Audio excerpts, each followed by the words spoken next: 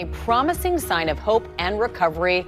Broadway has reopened in grand fashion after the Great White Way went dark 18 months ago. And she said it that way for a reason. It was really exciting to be back on Broadway last Tuesday in particular. But how is New York going to continue its recovery? Let's bring in now Brooklyn Borough President and Democratic nominee for mayor of the great city of New York, Eric Adams. It's good to have you here. And I want you explain to me, these are your words, you called New York anti-business and a business enemy city. What did you mean by that, and how do you get us away from being that? Well, first let me say this. I envy you so much. I always wanted to have two letters as my first name. You know, TJ. It's very simple.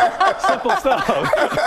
You know, it's catchy, but, right? Yes, but listen, it's good. It's good seeing both of you. And under the shadows of our city, cities are run by agencies. A lot of people don't realize that. And if those agencies are not aligned, it doesn't matter how much money we put in the city, we're going to continue to produce a dysfunctional product. And we have a misalignment of our agencies, and it creates an unfriendly atmosphere. This is the Empire State. We built empires here, and we are hardwired to do that. And we must attract businesses back to the city and become the city that we've always known to be. 22 years of experience with the NYPD under your belt. Public safety, obviously paramount to being a friendly city for people who live here and work here. You have said that it's time to hit the reset button with the police and its community. What are your plans? Well, public safety is a prerequisite to prosperity and justice. We could have them both. We could have the justice we deserve and the safety we need.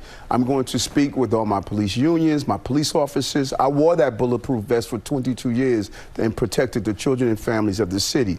The bad guys are watching the good people squabble with each other, and they are just almost running our city. Our city is out of control. Everything from ATVs riding up and down the sidewalks, 11-year-old children being shot in the Bronx. You're seeing a lack of real belief that we could be safe again. No one wants to get back on our subway system because you're seeing those with mental health illnesses not receiving the support they deserve. We can't get our offices open if Mr. Johnson and Ms. Jones is not willing to get on the F train, the 2 train, and get back in our office spaces. You mentioned getting the city back on track. A big part of that was getting kids back in school full time. That started here in the city last week, but in that first week, there are at least 1,000 positive COVID cases among students and teachers, and then another 800 classrooms essentially had to be closed or partially closed. Now, we expected cases to come up, but is all being done to protect the kids? Is there anything more we can be doing than the mask and the social distancing, or is there more you'd like to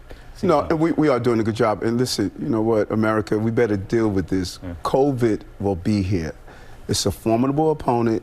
We have to learn how to create safe environments for our children. I was happy to hear today that the Pfizer vaccine is now for younger children as well. We have to learn to live with COVID in a safe way. Let's come up with clear standards. We're going to have some missteps, but let's protect our city at the same time. But our city must get back up and operating, and our children must be in the classroom. Sociologists are telling us this is going to have a major impact on their development, and I want my babies back in the classroom in a safe way, and we can do it. So you're sitting here now, right there, on the cusp of becoming the mayor of this city, the most important city, you could argue, in this country. The greatest city in the world, according to Hamilton. No, so true, so true. Stick to Broadway here, right? Yeah, stick with the Broadway thing. But still, for you, just for a moment, man, to be sitting where you are. TJ, you know what? But I am perfectly imperfect. I am perfectly imperfect. I learned the second month on the campaign trail that the opponents wanted to be heard. I wanted to be felt. I wanted people to know that, hey, I was arrested at 15 years old. I went into the police department, had a learning disability all the way through my public school experience. I discovered it in college. I wanted people to know what it was to be a dishwasher, what it was to go to school at night, what it was to just wake up in dark places. But mother told me those dark places were not burial, they were plantings. I am the vision of everyday New Yorkers, and they felt that Eric is one of us. Finally, we're going to have a mayor That is one of them. A common, everyday, blue-collar guy that just happened to have made it. Not yet, man. What are you talking about? The eighth inning. All right. Look here. Look, it's great to see you. We live here, so we've been following the campaign, following you for quite some time. So good luck to you down the road. And if you get the mayor title, don't still answer our calls now. He's just laughing. He's laughing. See? He didn't commit to it. Anything. You know what? I figured it out. I'm gonna call myself EA. Is that gonna work for you? All right, EA. We'll see you down the road, folks. Brooklyn Borough President, Democratic nominee for mayor of New York. Eric, it's good to see you. Thanks so much for being here. All right? Thank you, Amy. Well, hey there, GMA fans. Robin Roberts here. Thanks for checking out our YouTube channel. Lots of great stuff here. So go on, click the subscribe button right over here to get more of awesome videos and content from GMA every day, anytime. We thank you for watching, and we'll see you in the morning on GMA.